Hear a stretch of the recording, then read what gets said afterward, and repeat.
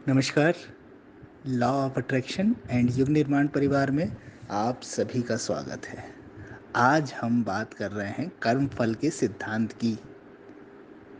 इस अस्तित्व में कर्म है तो उसका फल भी निर्धारित है, निश्चित है, और इससे कोई भी अछूता नहीं है। जिसने भी मानव मात्र के रूप में यहाँ जन्म लिया है वो कर्म से बंधा हुआ है। कर्म से बंधा हुआ का मतलब उसके जो पिछले कर्म हैं वो साथ में लेकर आया है, और वही उसके इस जीवन का निर्धारण करते हैं। अब ये उसके ऊपर है कि वो उन कर्मों को काट दे, कर्मों के बंधन से मुक्त हो जाए, अपना पूरा खाता, अपना कर्मों का लेखा जोखा नील कर ले, शून्य कर ले, तो वो मोक्ष को, मुक्ति को उपलब्ध हो जाएगा। और अगर इसको और बढ़ा लेगा तो आगे आने वाले जन्मों में फिर इसके इसके आगे उसके कर्मों के बंधन बढ़ते कम होते जाएंगे।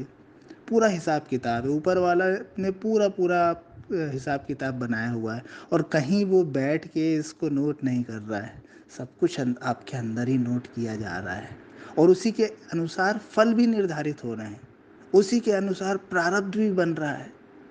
आपने जो पिछला किया है, पिछला सोचा है, आपके भाव रहे हैं, उसके हिसाब से आपके कर्म बन गए, उसके हिसाब से आपका आज बन गया, और आप जो आज करेंगे उसके हिसाब से आपका कल निर्मित होगा। ये कर्मफल का अकाट सिद्धांत है।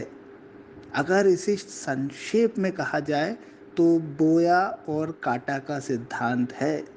आप जो बो रहे हैं बस आपको वो कई गुना होकर मिलने वाला है। अच्छा बोओगे अच्छा मिलेगा, बुरा बोओगे बुरा ही मिलेगा। कई लोगों को कहना है कि हम तो सबके लिए अच्छा ही सोचते हैं, अच्छा ही करते हैं, लेकिन हमारे साथ बुरा होता है। ऐसा क्यों? ऐसा इसलिए है कि कर्म का जो सिद्धांत है वो समय सीमा में नहीं बंधा है।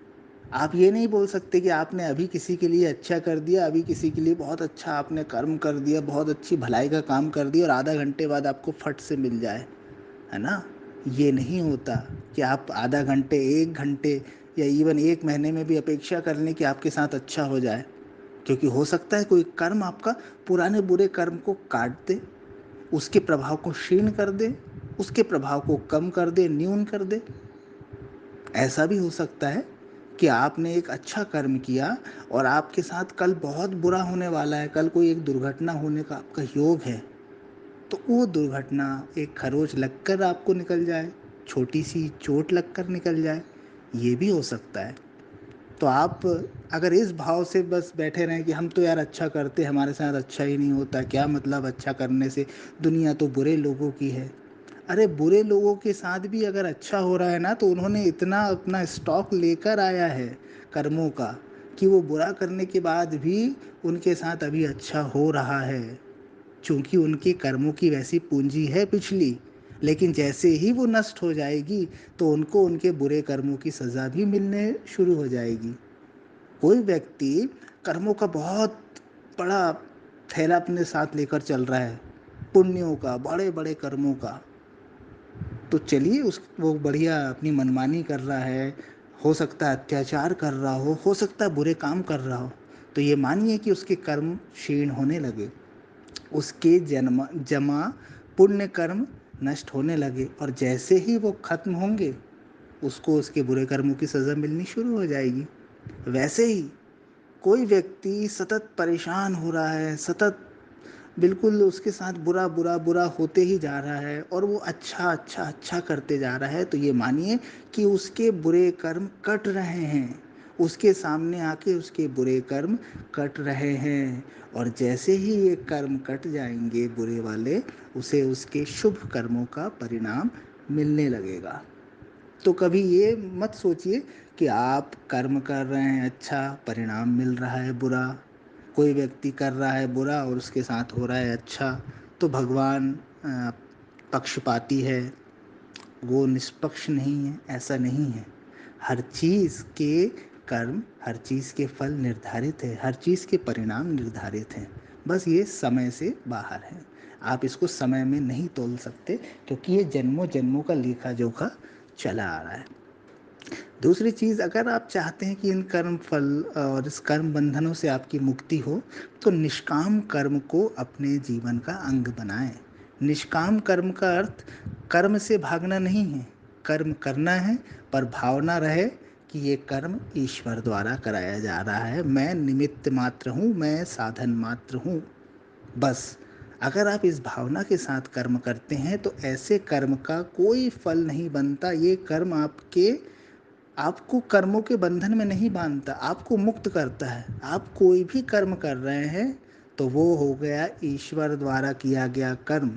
आप नहीं रहे कर्ता, आप हो गए मात्र साक्षी। तो आप ऐसे कर्मों में नहीं बंधते। जो मुक्त पुरुष होते हैं, जिन्हें मोक्ष प्राप्त होता है, उनका कीमिया यही है। वो अपने कर्म को निष्काम भाव से करते हैं। वो उसमें आसक्त नहीं हैं, वो उसमें होते हुए भी नहीं हैं। बस कर्म हो रहा है, वो नहीं कर रहे हैं, बस वो हो रहा है। तो बस जो कर्म हो रहा है और किया नहीं जा रहा है, ऐसी भावना जहाँ आ गई, तो वहाँ पर आप कर्मों में नहीं बंधते, कर्मों के साथ नहीं बंधते। तो अपने जीवन में निष्काम कर्म को अपनाएं। और अगर आपको लगता है कि आपके जीवन में बुरे कर्मों का फल आ रहा है, लगातार आ रहा है, तो सत्कर्मों में लग जाएं, अच्छे कर्म में लग जाएं। आपके बुरे कर्म आएंगे, लेकिन उतना बुरा करके नहीं जाएंगे, और वो कटते जाएंगे। जहाँ आपको तलवार लगने वाले, बुरे से बुरा आपका अनुभव हो सके, होने वाला हो, आपके साथ घटना घटने वाली हो कि आज तलवार लगने वाली है, उस दिन भी सुई चुभ के आपका वो कर्म कट जाएगा। तो ऐसी पूरी कर्म की व्यवस्था है। ये सब शास्त्रों में भी लिखा है, महापुरुषों ने भी समय समय पर इस विषय में कहा है। बस उसको ही हमने समराइज करने की कोशिश की है।